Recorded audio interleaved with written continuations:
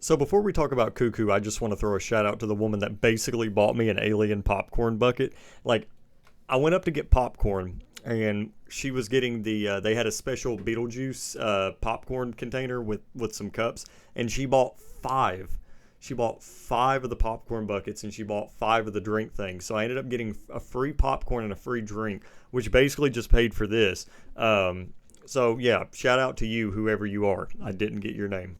But I had a chance to watch Cuckoo, which is directed by Tillman Singer, and I haven't had a chance to check out the rest of his filmography. I think he has one other film besides this, and I think it's a really short film, but I haven't seen it. But it also stars Hunter Schafer and Dan Stevens, which I'm just going to go ahead and say, if Dan Stevens like picks his roles right, he's good. Like I could see him getting up there. Like I could see him possibly winning an Oscar one day.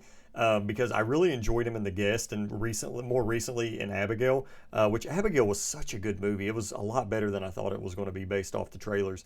But Cuckoo, it's a trailer that I've seen at the beginning of basically every movie, and it actually got a wide release, which I was not expecting. And how I can tell if a film gets a wide release or not is the theater that I usually go to, which is really close to me. It's a Cinemark, but it's a smaller theater. So usually for films that don't get like a wide release, they get a good size release. But I'll usually have to drive like an extra 20 minutes and go see it at like the Regal or something like that. Or we have like a little art house theater that gets a lot of the more niche stuff. So I wasn't sure where Cuckoo was going to fit in with that, but it actually ended up coming to my normal theater, which I was very surprised. Like it gets a lot of movies, but for some of the smaller stuff, like it didn't get long legs until like a couple of days before it ended up coming out. So yeah, that was I kind of wish I would have known beforehand because I ended up driving like 40 minutes to see that one because all the tickets were sold out. It doesn't matter. But what did I think of Cuckoo? Now it's really hard for me to explain what Cuckoo is in like a sentence. So I need to quit saying like. But let's go ahead and just read the little synopsis here. 17-year-old Gretchen reluctantly leaves America to live with her father at a resort in the German Alps. Plagued by strange noises and bloody visions, she soon discovers a shocking secret that concerns her own family.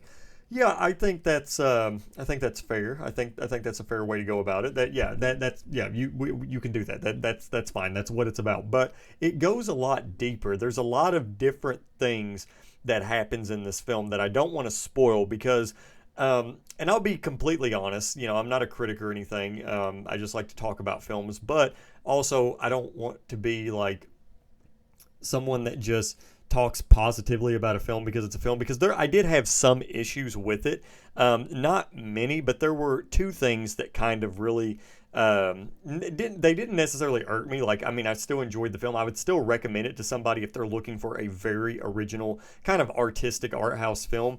Was one, I really wish that they would have helmed the horror elements a lot better, because or not even a lot better, but just more, because the film itself is just more so set up as like, what is the genre even listed as for this film? It's a horror mystery. Well, that's definitely the case, but I would even throw a little bit of comedy in there and drama, and it is a thriller too. I think it's got a lot of thrilling aspects to it, but I really wish they would have honed in on the horror moments more, because there were a few moments where I was like, okay, this is like really good. Like this is pretty like impactful compared to a lot of other horror films that come out these days. I mean, there were a few shots and just the way that things were framed that I was like, okay, yeah, this needs to like escalate quick, because I mean, they did a really good job, and I hope the director utilizes that in his next film, because it was just, I thought at times it was phenomenal, and then whenever it was executed, I was like, you could have done more with that. And that could just be me. You might not feel that way, because it takes a lot to scare me these days. Like my buddy next to me, he was saying, yeah, it takes a lot to make me shit myself these days. And that is true. It's kind of the same way with me. But the other thing was, when I was watching this film, I couldn't help but, especially with like the camera movements and sort of the way the film looked, it is very stylized. I think like there's a lot of stylistic elements in the film where they'll take, for instance, like a scene and then turn it into a mini montage with music, or they'll do some things with the camera, and especially like sort of the art direction, stuff like that, which it's not bad at all. It's actually really good. But it's one of the films that I compared it to, which this film has nothing to do with this film, but it's Peter Jackson's Heavenly Creatures, where I feel like Heavenly Creatures, if it would have just sort of just took things back a little bit because there's a lot of crazy things with the editing, and a lot of stylistic choices in terms of the cinematography that really just kind of took me out of the experience on that film, which it didn't really take me out of the experience for Cuckoo, but I felt like if they would have been a little bit more simplistic with their approach, it would have been a lot more impactful.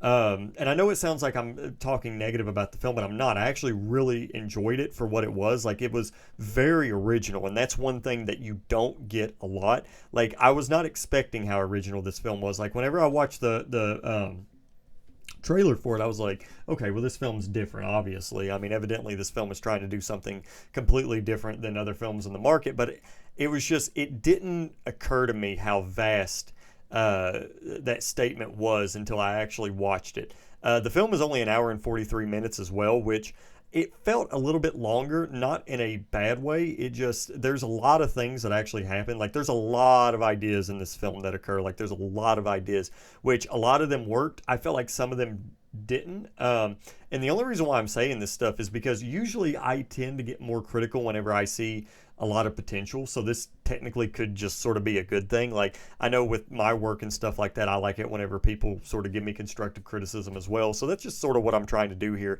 But Hunter Schafer was also really fantastic. There was a specific scene in this, which I won't spoil, where she is on a bicycle and something happens and she runs into this door, and I felt like her performance after that was just, it was so well done. She's just a terrific actor. I really enjoy her in Euphoria, and I guess her little role in Kinds of Kindness. But yeah, the film is different. I think it's meant to be. And I like that a lot about it. I would definitely check this film out again. I probably will whenever it hits Blu-ray. But I've noticed that Neon, they're doing a lot of stuff like this. Like, it's very interesting, the things that Neon and A24 are doing with their films, because I'm not really the type of person where, like, when somebody says, oh, it's got an A24 style shot, I don't necessarily know. I don't know what that means, because I think that's just sort of something that's kind of like in the cultural zeitgeist, where people kind of just gravitate towards certain elements and you know, things with studios, especially when a general audience member sees something, you know, they see A24 and they associate it with weird films, and then, you know, they'll see a shot in another film and be like, oh, well, it's very A24, but really there's a lot of other films that do it and it's not. But yeah, that's kind of where Neon is, and I love it too. Like, Neon they had Longlegs, they have Cuckoo, they have Chris Stuckman's new film Shelby Oaks, and they have The Monkey coming out, which they actually showed a brief teaser for, which we'll talk about that later, I guess. I'm still really excited to see it. But yeah, I enjoyed Cuckoo. You should probably definitely check it out. If you're looking for something more original, you should, because these are the types of films that I think we should be supporting. Also, these are the types of films, they're not for everybody, but I think it's very important that films like these get made, because they really do, I think, sort of elevate and escalate cinema. You know, like, I think that they really do squeeze the most out of cinema compared to, you know, just other films that kind of play it safe. And I get that it's not for everybody, but I do think it's important that films like these are seen and, you know, viewed at the box office, because I just think it's important we get more films like these, you know, like, even if people don't like them, then, you know, still, I think it's kind of important we get them.